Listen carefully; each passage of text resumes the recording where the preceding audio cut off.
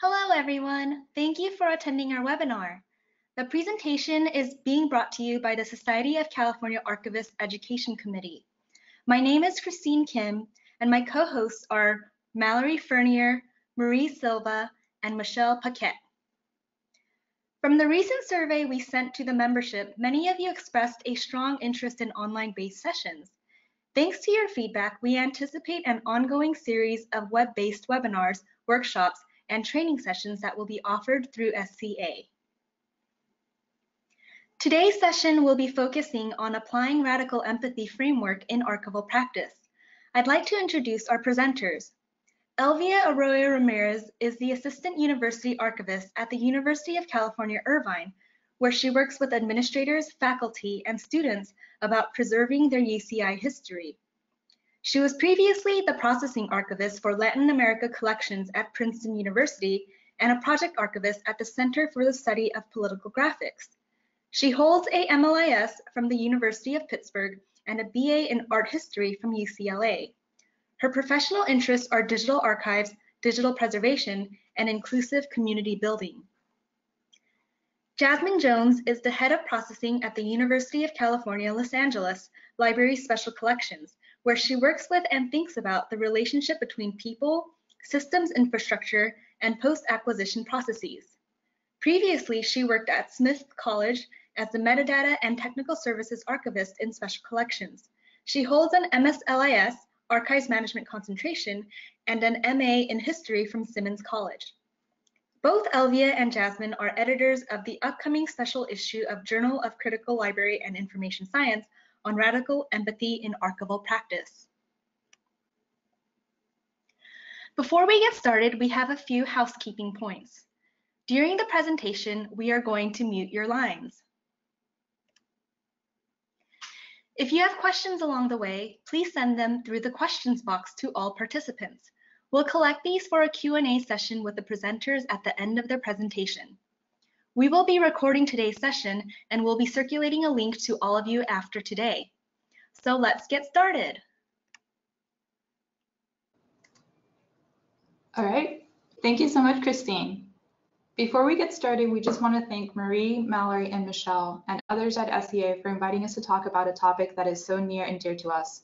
We are so excited to talk about radical empathy with y'all, and we're so humbled to be in the presence of so many of our colleagues today. So thank you for joining us. What we will focus on today is the framework of radical empathy and its application to our everyday practice as archivists and other information science practitioners. Even though the affective relationships that are outlined in the framework are specific to archival work, the ethical considerations that radical empathy aims to address are relevant to many environments that we aim to build and engage in our professions. We will spend a couple of minutes providing a theoretical grounding for the framework and our connection to it. Then we will break down each of the affective relationships with illustrative case studies and offer some critical questions for you to reflect on as you consider ways you can enact parts of the framework in your daily practice. We would like to acknowledge that we are coming from academic institutions, so the questions that we may ask may be influenced from this perspective, but we've tried to keep a general perspective that is inclusive of many archival repository environments. Because we have so much ground to cover in the next 45 minutes, we ask that you chat your questions so that we may answer them during the Q&A portion of the program. So the framework for radical empathy in archives was first proposed by Dr. Michelle Caswell, Assistant Professor of Archival Studies at UCLA, and Dr. Marika Cifor, Assistant Professor of Information Science at Indiana University Bloomington, in their article From Human Rights to Feminist Ethics, Radical Empathy in the Archives, which was featured in Archivaria in the spring of 2016. In their article, Caswell and Cifor defined radical empathy as a willingness to be affected, to be shaped by another's experience without blurring the lines between the self and the other. Caswell and Cifor apply a feminist ethic of care to their concept of radical empathy to ultimately define 4 key relationships that affect the work of practicing archivists. Thus, in a feminist ethics approach, archivists are seen as caregivers bound to records creators, subjects, users, and communities through a web of mutual affective responsibility. You'll see on the slide that we've highlighted a 5th relationship, and Jasmine will talk more about this proposed relationship later on. But for now, I'd like to focus on what exactly constitutes an ethic of care. The framework is positioned in conversation with existing bodies of work that both authors, among other scholars in and out of the archival field, have contributed to scholarship, including social justice concepts in archives and considerations for community archives and human rights archives, along with applications of affect theory, queer theory, and feminist theory. Cifor's work builds on the work of queer and feminist theorists, namely Anne Zetkovich, Sarah Ahmed, and Lauren Berland, who all contribute to a body of scholarship that has been termed the affective turn, particularly the cultural strain of affect theory. Both Cifor and Caswell rely on Carol Gillian and Nell Noding's foundational work on care-focused feminism that centers moral decision-making in a deeply relational, context-dependent, and emotionally resonant praxis. Tying the concept of an ethic of care to practice is not unique to archival work or endemic to the scholarship of Caswell and Cifor. So we'd like to acknowledge a couple of scholars and practitioners in our field who have broached the topic. Bethany Nowinski has called upon an urgent need to build capacity in care in the digital humanities. In a 2015 keynote address, she invokes feminist scholar Joan Tronto's definition of an ethics of care, saying that she sees care as something performed collectively, a species of activity that includes everything we do to maintain, contain, and repair our world. In his 2016 NDSA keynote speech, Confronting Our Failure of Care, Burgess Jules quotes artist Theaster Gates by asking, "Who feels responsible for the failure of care around the legacies of great Black people around the world?" and points this question directly to the archival profession. He asks, what do we owe communities that are constantly victimized because of erasure and by erasure? And how do traditional archival practices of exclusion perpetuate these erasures? So what are some of these traditional approaches to archival practice, and what are some repercussions and consequences of continuing to observe them? While the following is not an exhaustive list, we'd like to point out some of the practices we witness in archival repositories that are observed in the name of safeguarding and access, but in turn communicate a disservice to our records creators, subjects, users, communities, and each other. So there's a focus on credentialed academic scholars as a main user base. There's placed emphasis on security of content over wider dissemination. There's a perpetuation of descriptive standards that may privilege some, but may be alienating to others. There's a perpetuation of social, class, gender, and sexual hierarchies in collection development policies by having a narrow focus on what is notable and prestigious, i.e. Nobel Prize winners. There's a primary goal on efficient processing, description, or automation practices that potentially forsake crucial information about cultures and identities.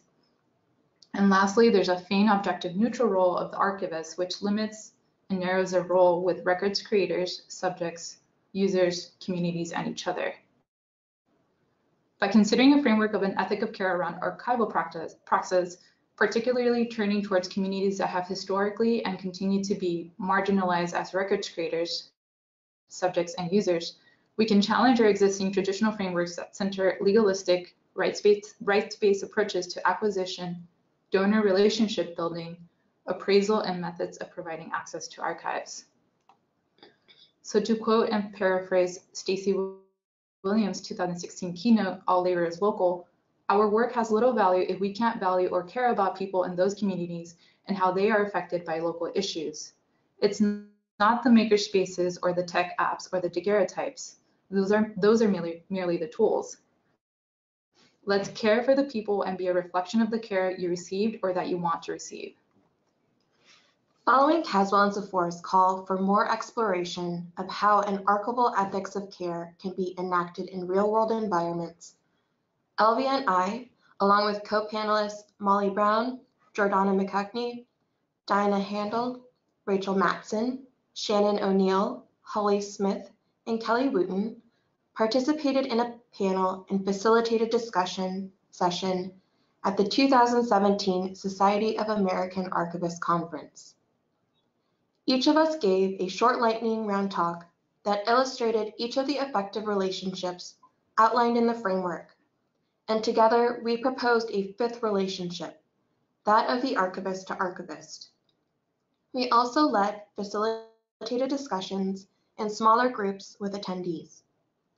Our exploration in enacting the framework into daily practice has in itself inextricably bound all of us together as lifelong colleagues and peer mentors to each other. We still continue to have check-in calls with each other. In fact, we just held one about 2 weeks ago. Some of us continue to work together, presenting at other conferences. Kelly Wooten also started a Radical Empathy Tumblr blog that features the latest on radical empathy resources, where you can find the zine that she designed. Elvia and I continue our work on radical empathy with Shannon and Holly as co-editors to a special issue for the Journal for Critical Library and Information Science. This issue will provide an extended exploration of how an archival ethics of care can be enacted in real-world environments. It will explicitly focus on case studies, in particular, case studies that enact feminist and queer theory frameworks, relating to the lived experiences of practicing archivists. We currently have a call for papers, with abstracts due at the end of the month, and full articles due January 30th, 2019. If you're interested in submitting an article, please feel free to email us after. So, what is so radical about radical empathy? In a recent email thread between the SAA Rad Empathy co-panelists, this question came up. It's something that I think each of us has grappled with as we've worked to embed radical empathy in our own archival practice. What makes this framework different than practicing plain empathy? In that thread, Elvia offered a definition of radical from Angela Davis's Let Us All Rise Together address at Spelman College. In this address, Davis articulates that radical simply means grasping things at the root. This reminded me of a definition that I found in my own exploration of the radicalness of radical empathy. This definition from Camp Stomping Ground says that radical empathy is actively striving to better understand and share the feelings of others, to fundamentally change our perspectives from judgmental to accepting, in an attempt to more authentically connect with ourselves and others. Our radically empathetic community places this at the root of everything we do. In both of these definitions, there's an emphasis on the root. They affirm that we should look beyond the surface, dig deep into the ground, and see and acknowledge that which is core to supporting the whole. For Caswell and Cifor, they posit that empathy is radical if we allow it to define archival interventions, even when our own visceral affective responses are steeped in fear, disgust, or anger. This interpretation of radical empathy asks for us to practice differentiation between the self and the other. In this, we not only submit to a willingness to be affected, but we also ensure that affect doesn't overtake us by balancing emotional and intellectual responses to the closeness and autonomy that develop in relationships. Taken together, these definitions implore us to take root and push ourselves beyond that which may be comfortable. Thinking within the context of these definitions of radical and radical empathy, ask yourself, what is that actually that roots our work? For me, relationships, the building, maintenance, and contextualizing of them, are at the root of what we do as information professionals. We preserve and provide access to the documentation of these relationships, relationships between people, between individuals or organizations and their records, between the archivist and the user. Our services and spaces are dependent on the representation of values and relationships that we want to foster with all of our stakeholders.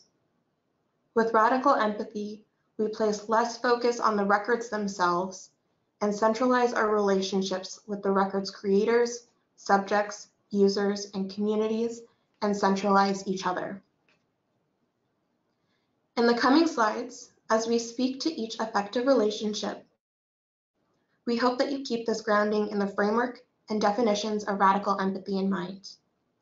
And now I'll hand it over to Elvia to get us started with the first affective relationship. Thanks, Jasmine. So the first affective relationship we'll discuss is that with the archivists and records creators. Caswell and Cifor ask in their article, in making descriptive choices, the archivist should ask, what language would the creator use to describe the records? We'd like to acknowledge our colleagues who organized the recent SAA session toward culturally competent archival redescription of marginalized histories that was put together by Dorothy Berry, Kelly Boulding, Annie Tang, and Rachel Winston, who presented case studies that illustrated thoughtful approaches to redescription and description audit projects in an effort to more accurately and honestly capture historical identities that may have been misrepresented or obscured in previous archival description. Celeste Brewer at Columbia University recently profiled her work on the Archival Outlook to change the Ben Duncan papers to the Ben Duncan and Dick Chapman papers to more accurately reflect the content present in the collection and the couple's relationship. In reading through correspondence in the collection file, it was clear to Brewer that the decision to truncate the collection's title to just Duncan's papers and the decision to restrict access to the couple's letters did not come from the men themselves, but from the rare books and manuscripts librarian, who worked with them to acquire the collection. Thus, Brewer renamed the collection and updated its biographical note in order to include information about both donors. So there are two important points to mention here. First, it is important to note that Caswell and Cifor do not explicitly mention archivist relationship to donors in their framework. We like to include donors who are record creators or who were close to the record creator, and oftentimes this person is a spouse or a partner of the record creator as part of this affective relationship. But we like to acknowledge that not all donors are record creators, and that the donor relationship could be reflected throughout other affective relationships in the framework. Second, as a profession, we espouse provenance to be one of the most crucial administrative pieces of information to establish during the acquisition process, though evidence of our relationship with donors is often relegated to a partial sentence in a finding name and goes more along the lines of gift of so-and-so, comma, year of acquisition. And most of this information is hidden in the collection files that are not accessible to users. Oftentimes, key information about a donor's life that is not represented in the records themselves is mentioned in passing during conversations between donors and archivists. Brewer's reliance on the collection file to best and most accurately reflect the donor's intended wishes proves that documentation of our pre-acquisition conversations with donors is critical to provide contextual basis for how record creators would like to be best represented. Additionally, as Erin Balcom writes in her article, an exploration into archival descriptions of LGBTQ materials, taking the time and care to have an in-depth interview with LGBTQIA+ identified donors, records creators, and communities to discuss terminology is crucial not only to provide contextual information for accessioning and processing, but to minimize harm archivists can do by way of misrepresentation. Considering this, we like to ask our first critical questions. How can archivists best and most holistically capture record creators' perspectives and information that may not be evident in their records? And second, what are some ways archivists can incorporate pre-custodial information as accessible knowledge for users while being mindful of donor privacy? For living record creators and donors, we can ask them if we can record interviews, and providing access to such recordings is currently being explored at UC Irvine. For historical collections where the record creators and donors are no longer living, in one of the aforementioned presentations, Kelly Boulding discussed strategies of how to go about redescribing record creators of ambiguous gender and sexuality that predate what we now understand as part of the inclusive umbrella of LGBTQIA+. We can practice radical description and inclusion and empathy by using historically accurate terms and providing contextual information of their use in our finding aids.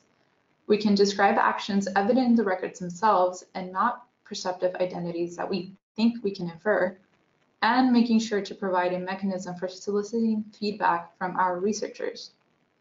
By using historically accurate terminology and contextualizing its use in archival description today, and checking our own biases, we are ensuring a holistically more honest description of the records and its creator, while mitigating harm or the possibility of misrepresentation.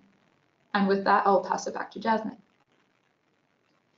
In the second affective relationship between archivist and subject of the records, Caswell and Cifor state that the archivist has an affective responsibility to those about whom records are created, often unwittingly or unwillingly.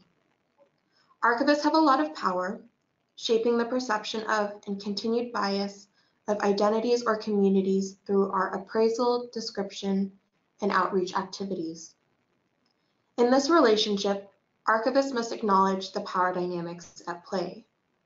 For one, in cases where the record creator and subject are one and the same, there exists a power dynamic between the archivist and the record creator as subject. And two, in cases where the record creator and subjects are not the same, there exists a possible imbalance of power between the archivist, record creator, and subject represented in the records. How do we correct or repair this imbalance? Ricardo Levins-Morales' poster, based on a slogan popularized by South African disability rights and youth activists, call us to remember, nothing about us, without us, is for us. As we negotiate these dynamics, some critical questions we might be asking ourselves: are the subjects of our collections part of our primary target audience?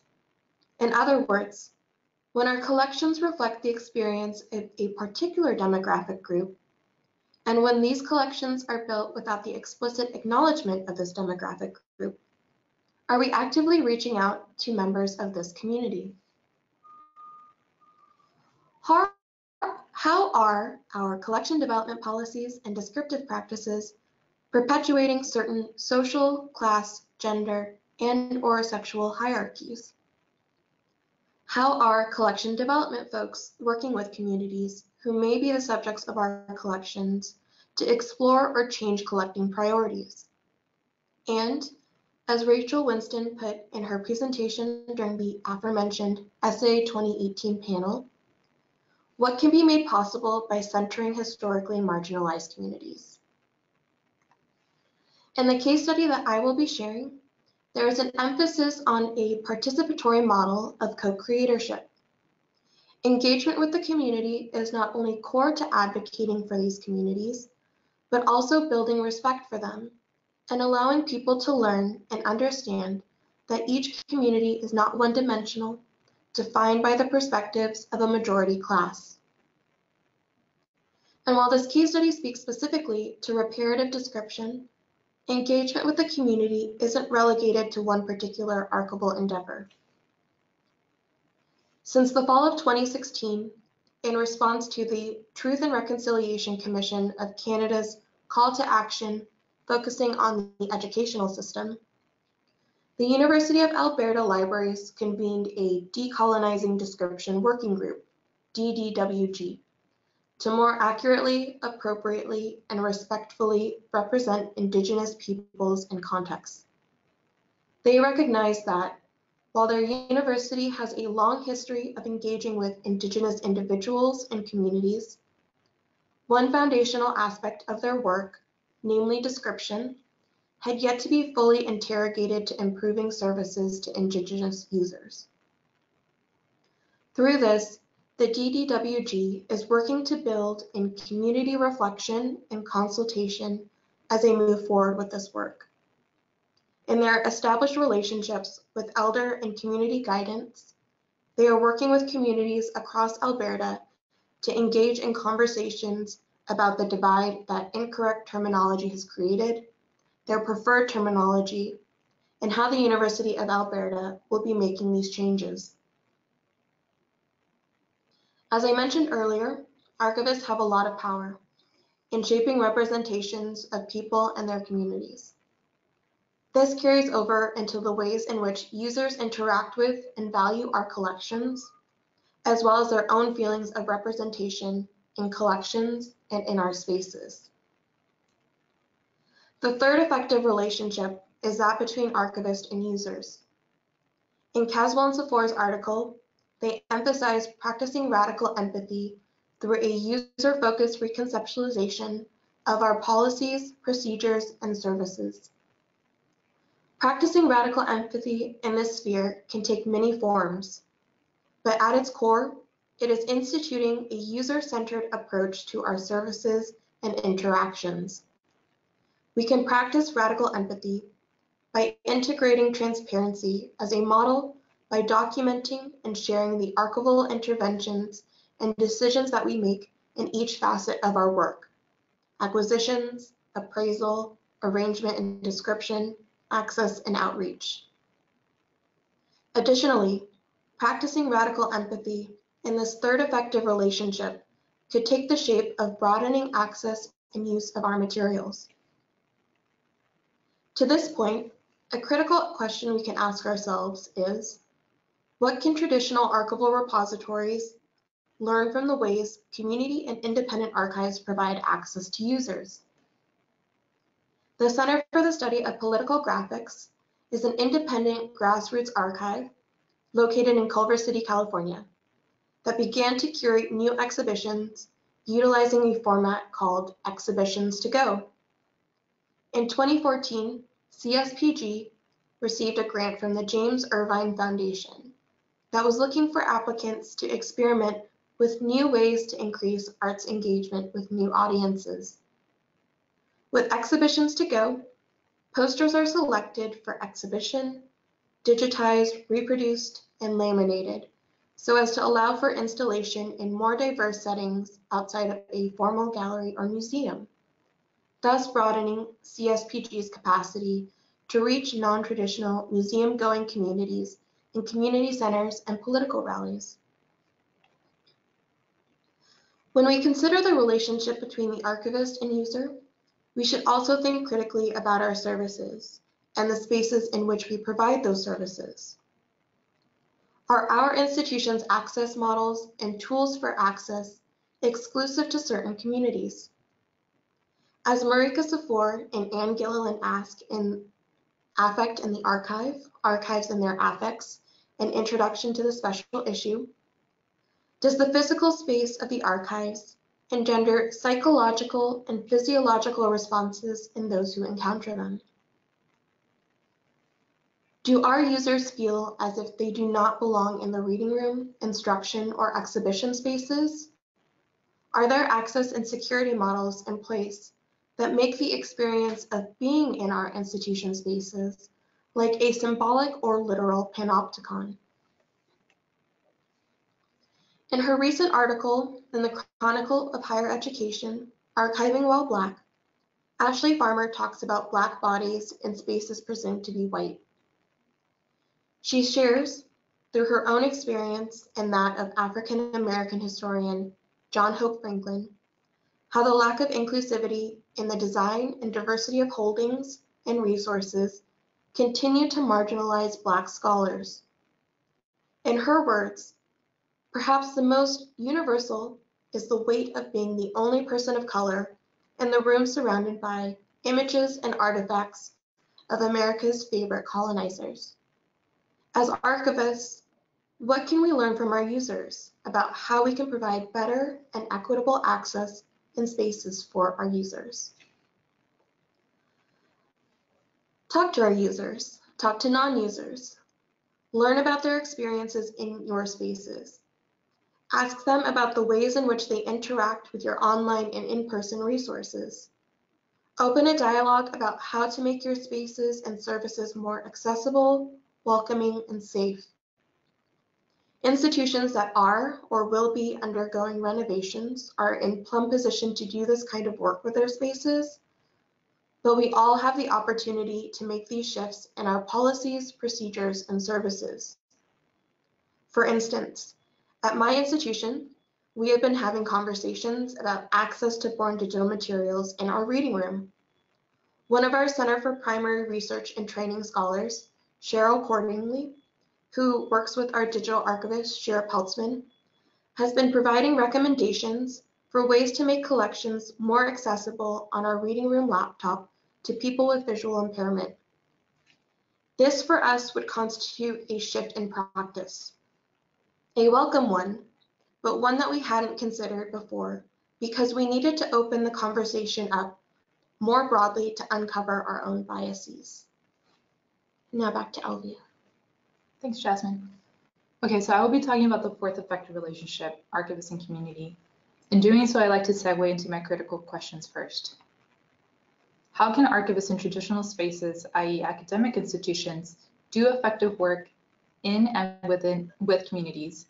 And secondly, how do we effectively build and maintain sustainable partnerships with communities? Here, I'd like to highlight the work my colleagues at UC Irvine have been doing with transforming knowledge, transforming libraries. For this 3-year IMLS funded research project, my colleagues Audra Eagle-Yoon, Dr. Crystal Tribbett, Dr. Tuivo Deng, and Jenny Zavala are applying another theoretical framework proposed by Caswell and Cifor with Dr. Arroyo-Ramirez that demonstrates how community archives may foster a sense of representational belonging from people of marginalized or underrepresented communities into practice. The grant narrative explicates that the project's first intervention is to create and evaluate the impact of dialogue between community archives practice and ethnic studies theory and grassroots efforts to represent marginalized histories. The second is to explore the ways in which ethnic studies students can address the silences and historical erasures prevalent in the archival record by enlisting them as records creators. The research team is partnering up with instructors on campus in African American Studies, Chicano Latino Studies, and Asian American Studies to integrate concepts of community archives in their curriculums. For the summer, a cohort of 15 students participated in a paid 10-week intensive seminar where they're exposed to foundational archival concepts and practice and gain hands-on community-based archival experience by pairing up with 5 local Orange County community organizations to aid in various archival projects. During their practicum, students report to community leaders who develop projects for students to digitize materials, conduct oral interviews, transcribe audio materials, and describe archival collections. The project allows the opportunity for archivists to connect with the campus community in multiple ways, 2 of which are with our faculty and our students. In a campus where 35% of the student body self-identifies as Asian American, 25% Latinx, and over half of the general undergraduate student body identifies as first-generation college students, seeking to engage students of color with archival concepts and practice radically shifts what academic archival work looks like and who academic repositories have historically sought out. Furthermore, providing the opportunity for students to engage in documenting efforts with the surrounding and equally diverse communities of Orange County strengthens UCI's commitment for inclusive excellence in the communities it surrounds itself in.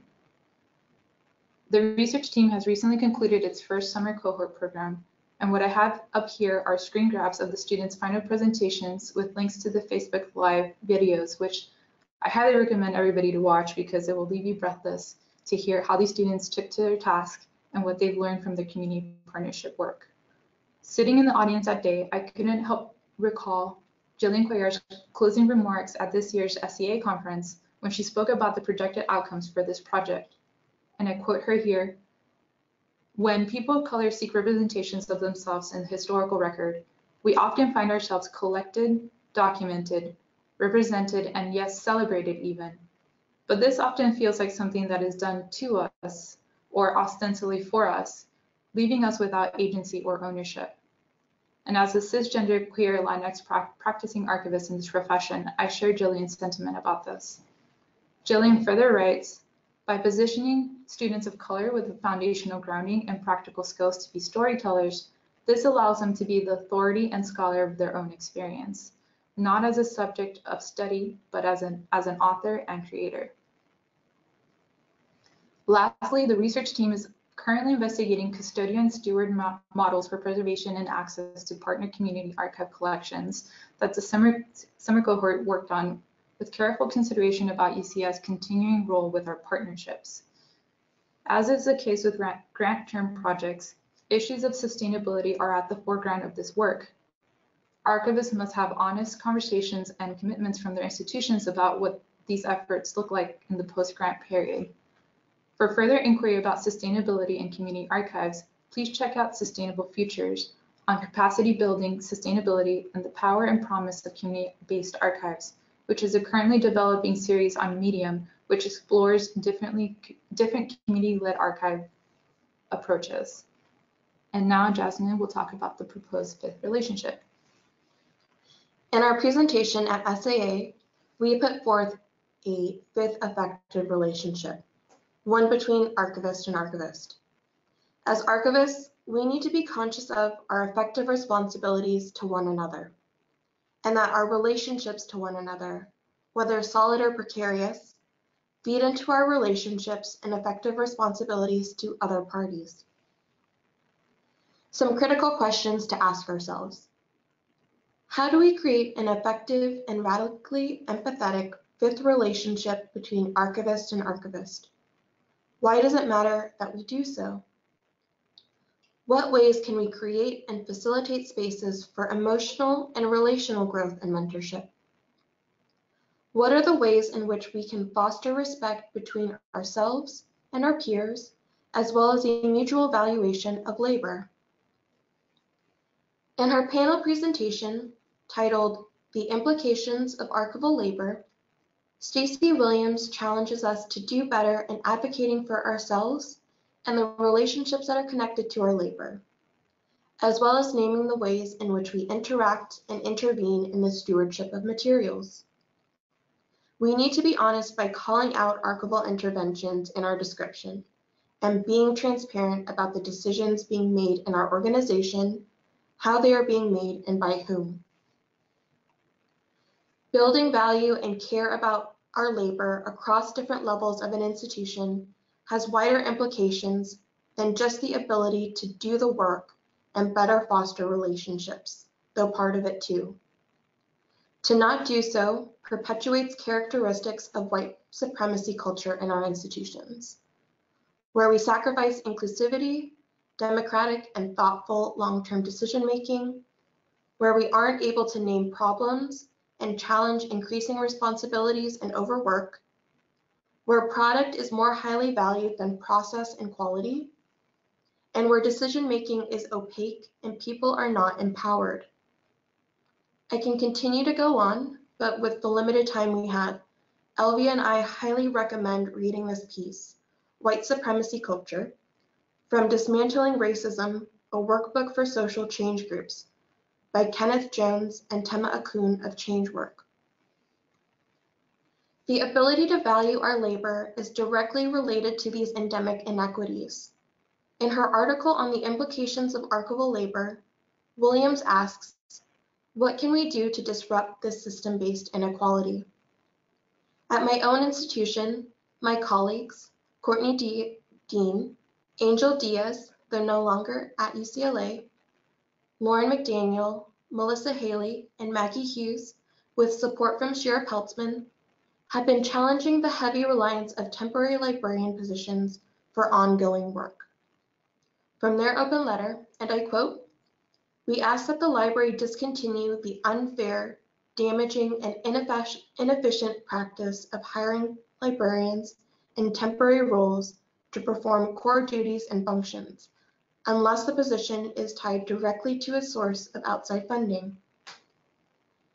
This open letter was shared with hundreds of signatures to our library administration, and they've been working with our union to alter the language in our current contract on temporary appointees. In this effort to advocate for themselves, and really for all of those impacted by this practice, they are moving against what has become status quo in our profession, and in the aim of valuing and respecting the labor we engage in. Before we move on to our conclusion, I'd like to share this poem that we found in the Radical Empathy Tumblr that I think closes out this overview of the fifth affective relationship well. Let us be free. The work is messy and complicated. It is never ending.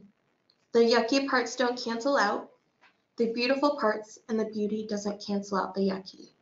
Let our work have impact. It requires our loving attention, compassion, and creativity. And we must rest. We must take care of ourselves. We must enjoy our time here. We bow with gratitude and reverence to ourselves and each other for showing up. And now to Elvia to close us out. Thanks, Jasmine. So it's easy to highlight the work of our colleagues who get it, right? And are making strides to enact this framework in their day-to-day practice. What is not as easy is how to build buy-in, particularly from folks who yield resource power that allow us to enact this work. About 2 weeks ago, I had a call with my fellow SAA panelists to run some ideas through with them about how to conclude this webinar. One hard question that came up was, how do we start this conversation in our own institutions? And what do you do when your boss does not care about radical empathy? Or on the other side of that coin, what if you do have a boss who cares, but is being held accountable to other institutional priorities that put pressure on them to constantly deliver the first P and NPLP? What if you are dealing with severely limited resources? So Giordano had the most brilliant response to that, and this is something I'm currently struggling with at this point in my career, and that is, if I'm not going to be given the resources to do the things that I want, then I need to be given time. And that's to say that you don't give up on doing the actual thing, you just need more time to find the resources to do it. And those resources include strengthening our relationships with like-minded individuals who are thinking critically and enacting the framework in whatever capacities that they may have. Building that critical mass is important to envision an approach and value to doing this work. With this webinar, we wanted to provide a broad overview of recent projects that embody the framework of radical empathy in action. I know that for me, a lot of the critical questions and work that we highlighted is all just part of being a good archivist, or at least a decent one. But it wasn't until I had the framework of radical empathy that I had the language and structure to better position and interrogate my practice in all of its moving parts. While we weren't able to be inclusive of everything we would like to highlight, we hope that we provided you with action-based avenues to think critically about doing effective work and centering our relationships with our records creators, users, subjects, communities, and each other. So that's it for us. We've included a list of resources we've discussed today with this link. Please feel free to add to the list. And we've included our emails as well. So if you'd like to get a hold of us in the future, you have a way to do that. Thank you. Thank you. Thank you, Elvia, and thank you, Jasmine, so much for your presentation. We'd like to go ahead and move into a Q&A session with the presenters. Just as a reminder, please post your questions through the questions box. Mallory, please feel free to go ahead with the questions you've received. Hi everyone, this is Mallory. We have some nice comments and feedback, but no questions yet. Does anyone out there have a burning question they haven't had a chance to type in yet? To give people a chance to think, I did come up with a question while I was. Oh, that's great. We have a question. If you could please address the second relationship about MPLP.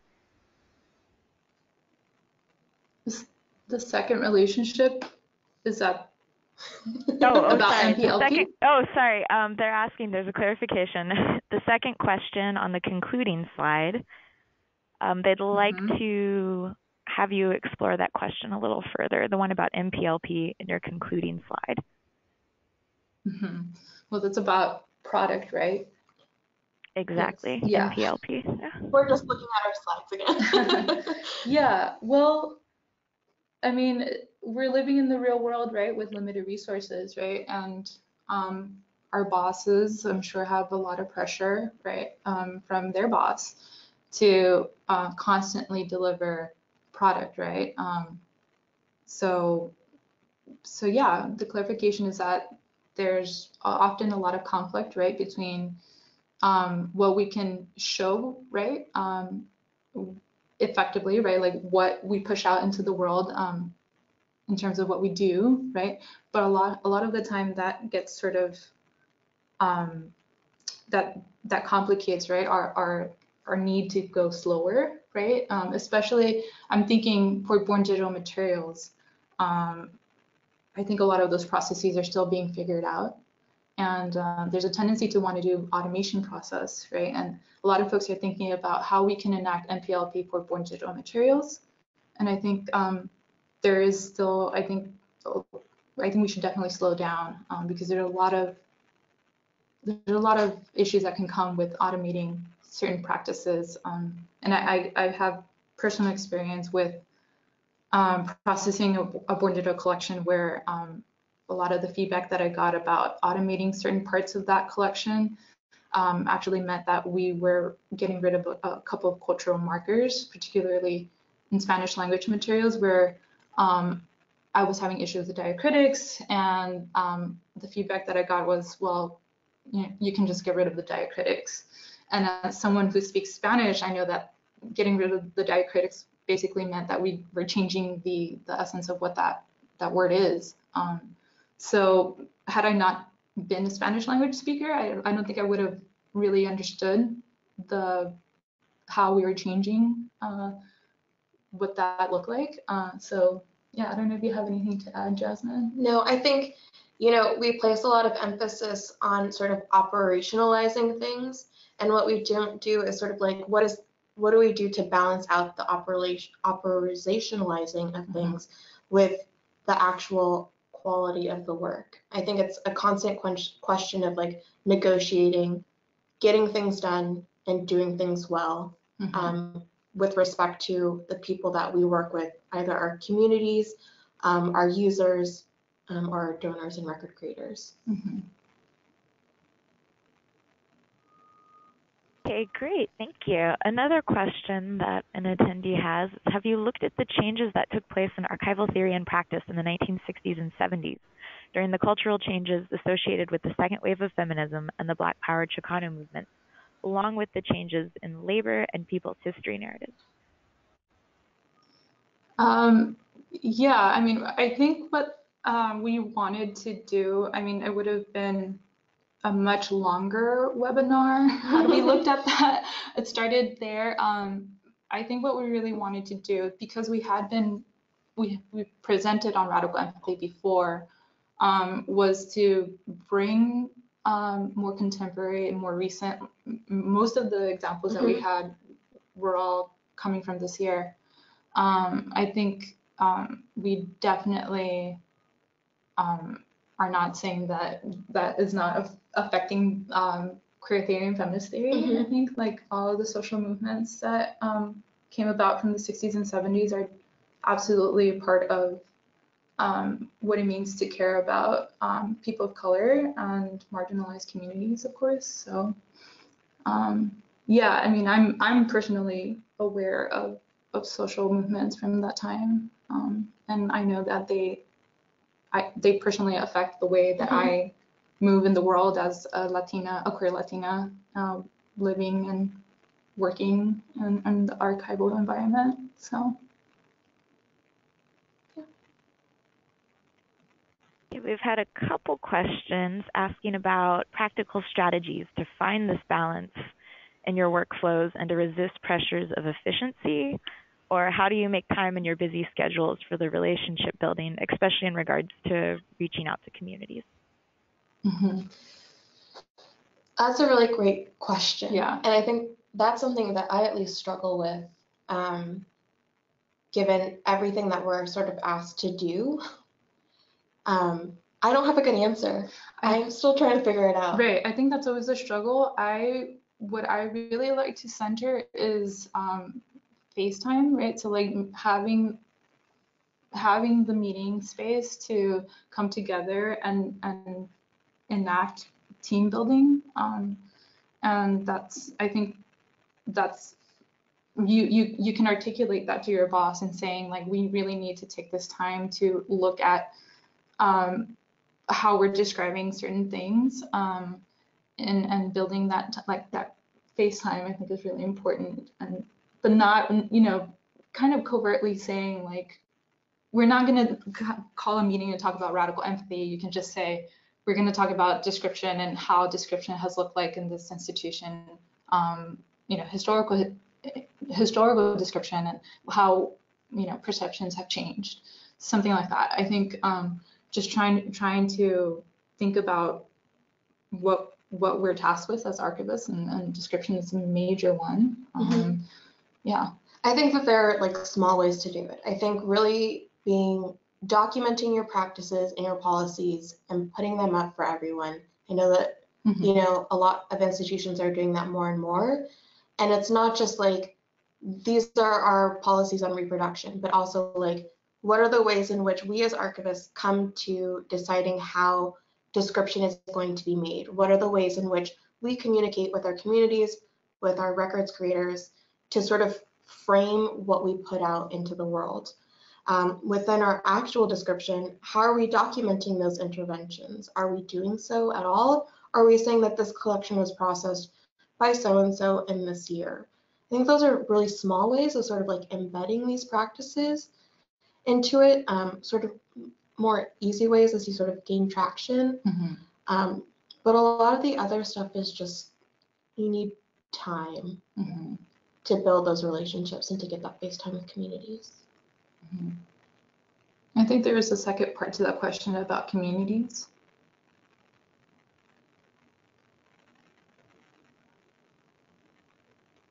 Maybe. Are we by ourselves? Yeah, I think, yeah, in terms of reaching out to communities and finding the space for that, or advice on reaching out to communities with empathy. Yeah, so I mentioned TKTL, and I mentioned that I was present during their final presentations, where the students talked about their experience working with the community partnerships, and I was just blown away. I learned so much by listening to what they learned, and I think what's key, and I think this goes across all folks who are working in archives, is that you really can't rely on your own identity to buy you a ticket into trust with any community. So these students, 100% of them were students of color, and they were, you know, some were partnered up with folks who might self-identify with being part of that demographic group. And the very first thing that they said is that I needed to work hard to gain their trust. I didn't assume anything just because I was, you know, of that specific demographic group. Is that, yeah, like it really, it takes time to harbor those relationships and to craft them and to, you know, just be present, I think, and listen and learn from those communities. And with the 10 weeks that they had, I think that was the part that I think came out as like one of the things that they struggled with the most. So yeah, I think that they were so brilliant in talking about their partnerships. So.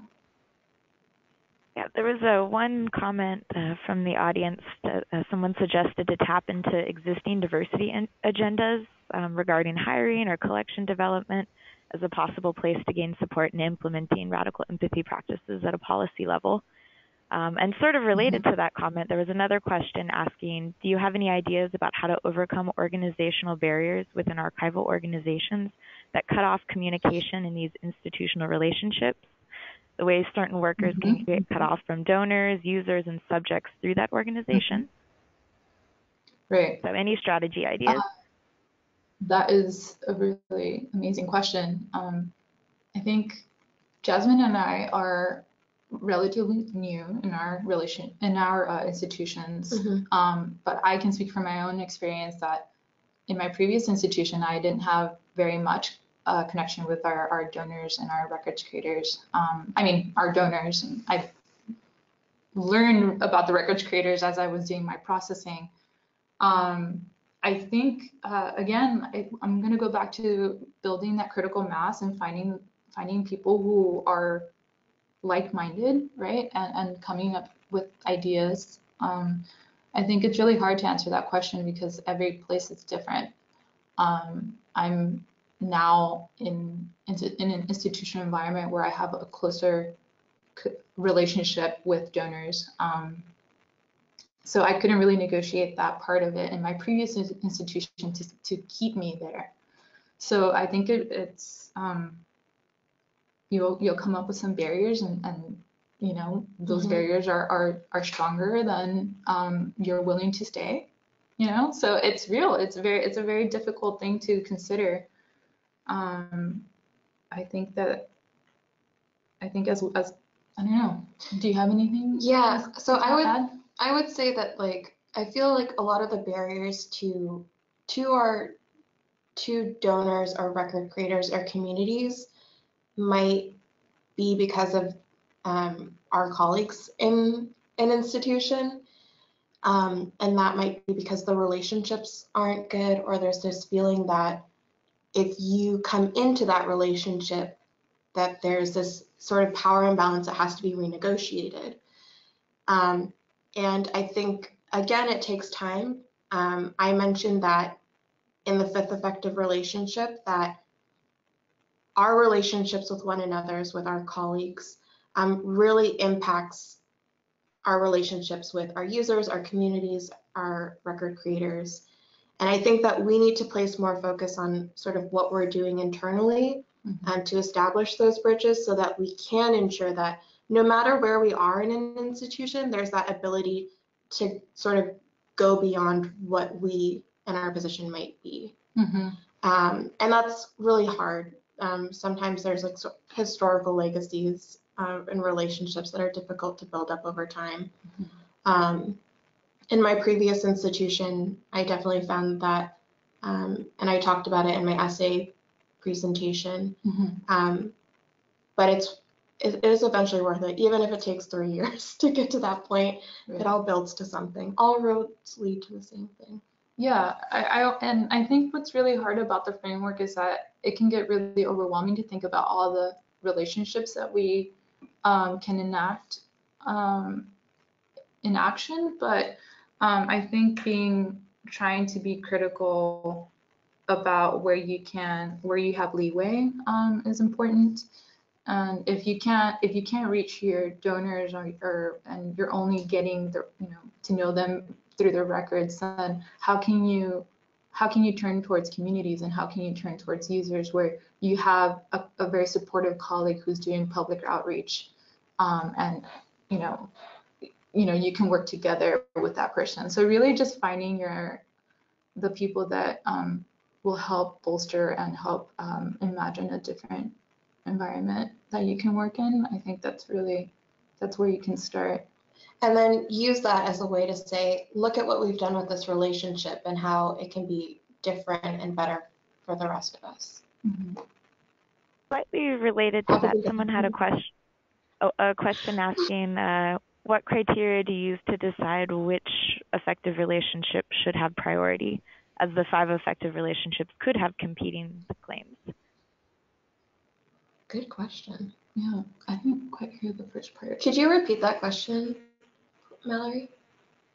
Yeah, sure. Okay, so the 5 affective relationships could have competing claims. Which criteria do you use to decide which should have priority? I personally always go back to Archivists and Archivists. I think it was very apparent when we were coming up with our notes and trying to organize our essay presentation that a lot of what we do, if we don't have our relationships with each other in order, then that really affects how we're able to put up a front together with our communities and our users. And yeah, so I think and it also speaks perhaps to where we're at in our careers. Yeah. And I think so we're not early career and we're not like middle career. I think we're somewhere in between. We're liminal career. So I think we were both frustrated perhaps with like the limited impact and influence that we had in our at the time. And so we really were looking, as women of color in this profession, we were trying to find and build community.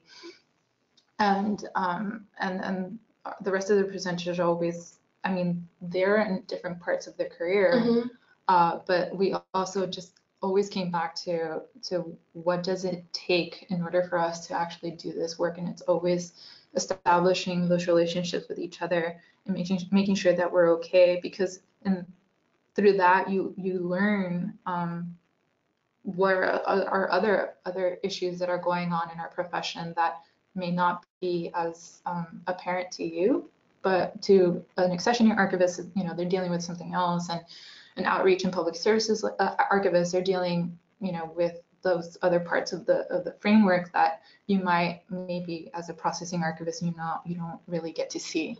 So I think and that goes against like all, you know, we've talked about how the profession can be so operationalized, right? Because this is all part of what we do, right?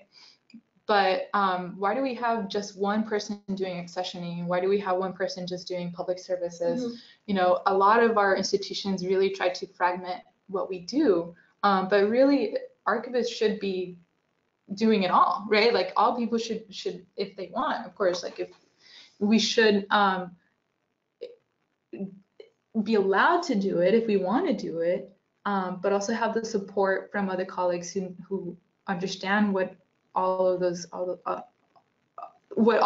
functions mean, right? And how we can come together and make them better. Yeah, I completely agree with sort of like the need to be more holistic in the things that we do.